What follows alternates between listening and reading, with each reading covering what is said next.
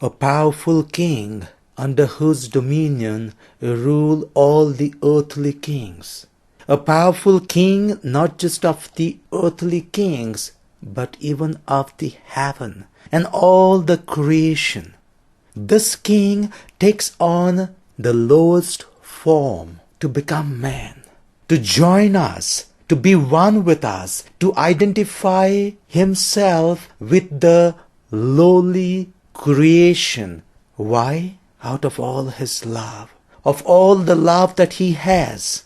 He wants to be one with us. He wants to join us to express that love. If God loved us so much and He loves us so much that He takes on this human conditions or the limits of a human person and comes to live with us, why we need to run away? Why we need to keep Him away from our lives? He loves us. He comes to visit us. He comes to live with us.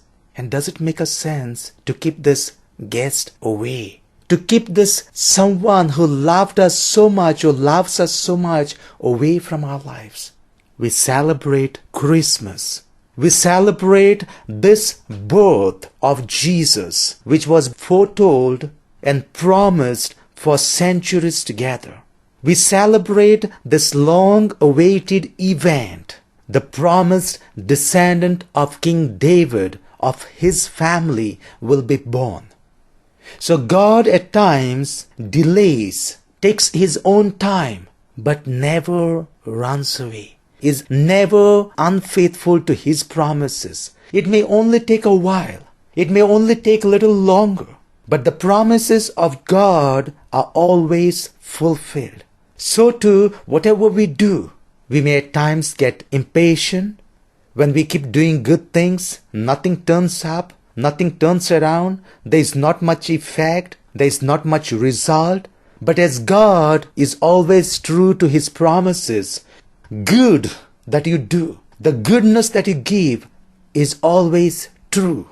It always has effect. There is always a result. It may only delay, it may only be kept a little longer on hold. So with this joyful event that we celebrate, we'll have a lot of decorations. We'll have a lot of putting on the lights. We'll have mouth-watering cakes, sweets and wines. We'll do a lot of shopping. We'll have new dresses. We'll enjoy parties and celebrations.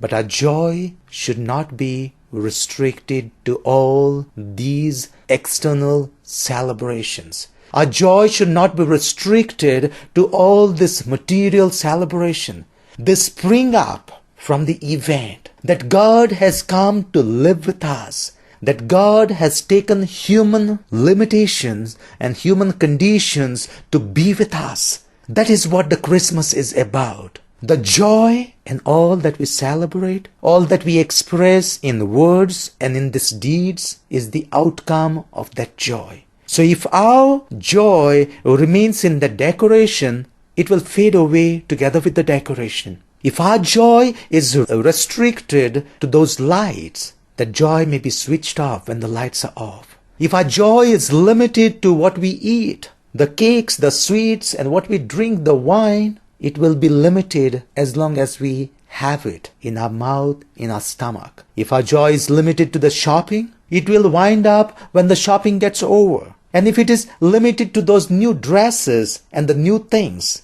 it will get away when these new get old. It will go away when these dresses and all other things fade. If our joy is limited to the parties and to the celebrations, it will also go away with the parties and the celebrations of this season.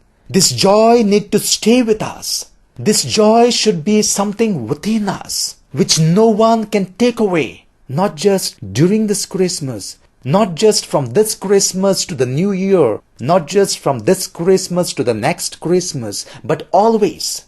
Each Christmas is an opportunity. Each Christmas is a reminder. Each Christmas is an effort to take on this joy once again, if at all it is lost, or to revive it, to bring it to its fullness, to enhance and enrich it in our lives.